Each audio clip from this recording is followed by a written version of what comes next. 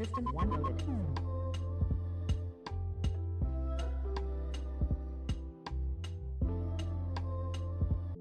Los integrantes que conforman este equipo son Mejía Cepeda Alejandro, Padilla Espinosa de los Monteros Mauricio y Rojas Díaz Jorge Adrián.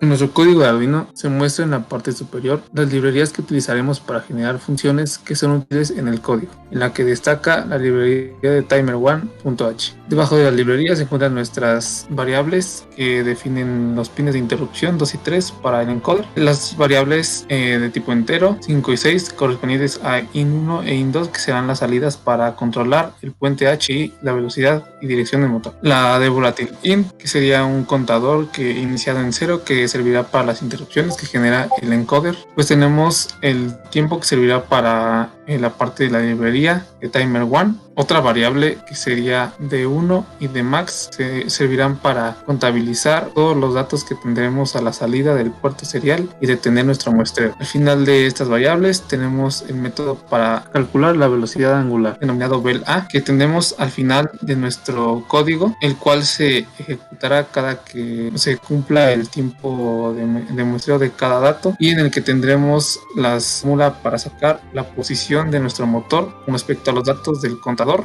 con la fórmula que nos proporcionó en clase el profesor para sacar la posición. Después tenemos la fórmula para sacar la velocidad una vez calculado la diferencia de posición del motor. Después tenemos la impresión de la variable de velocidad del puerto serial y reinicia el contador, y a su vez aumenta la variable de 1. Para todo este proceso tenemos definidos nuestros pines in1 e in2 como salida, los canales de pin A y pin B como entrada. Los canales de pin B serían los pines de interrupción en nuestro Arduino como entrada, la inicialización del puerto serial a 9600 audios y nuestras interrupciones en el canal A y en el canal B, que a su vez ejecutarán las acciones doEncode y doEncode B para el canal B en ese orden.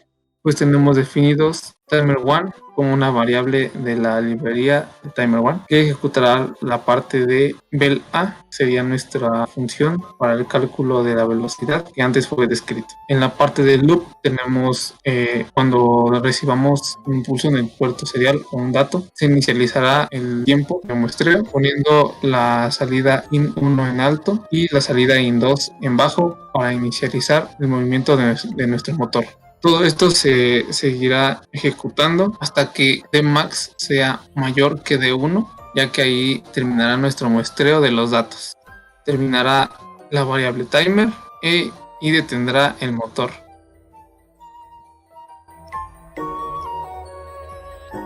Para la parte del programa de Python, nosotros tenemos un programa bastante simple. Lo único que hace es la adquisición de datos desde el puerto serial de Arduino. Recibe esa variable que se imprime de nuestro COM, o bueno, nuestro puerto serial del Arduino. En este caso lo único que realiza es obtener los datos de manera flotante y ponerlos en una columna. Todo se va a quedar en un arreglo de 3 columnas por 1000 datos como tal, con una escala de tiempo de 0.05 que nosotros lo ponemos desde antes establecido para el tiempo de muestreo. Y lo único que hacemos es guardarlo en un archivo que se llama motor_dat.csv, que se almacenará junto con nuestro programa. Así que vamos a ponerlo a correr. El motor va a comenzar a girar y cada dato que esté almacenando que nosotros tenemos gracias a las fórmulas del Arduino, vamos a estarlo registrando nosotros en este arreglo de 3 columnas.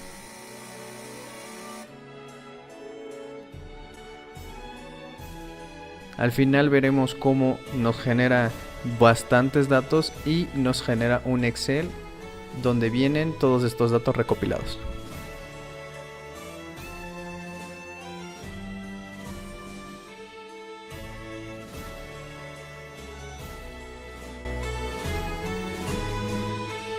Ahora a continuación, para poder obtener la función de transferencia creamos este programa en Python. Este programa lo que hará va a leer los datos del archivo que ya creamos, que es motor_dat .csv. Este programa importará el archivo y lo convertirá en un arreglo y guardará esto en 3 variables, el cual son el tiempo, la señal de entrada, que es el voltaje que le llega a nuestro motor, y la señal de salida, que es la velocidad angular en radianes sobre segundo. Y usando la función IDT second order se obtendrán los valores de la ganancia K, la frecuencia natural y el coeficiente de amortiguamiento relativo. Con estos valores nos servirán para obtener la función de transferencia de nuestro sistema. Además, nuestro programa también mostrará la gráfica de la comparación entre los datos experimentales y los datos reales. Ahora vamos a esperar a que nuestro programa termine de obtener todos estos datos.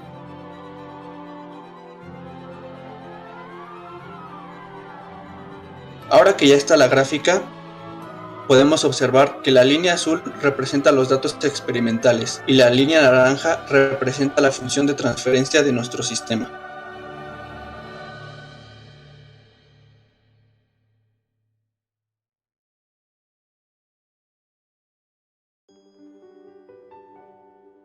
Y en este lado podemos observar los valores que nos dio nuestro programa de K, omega n y Z, nuestra función de transferencia del sistema. Y también se observa el porcentaje de error.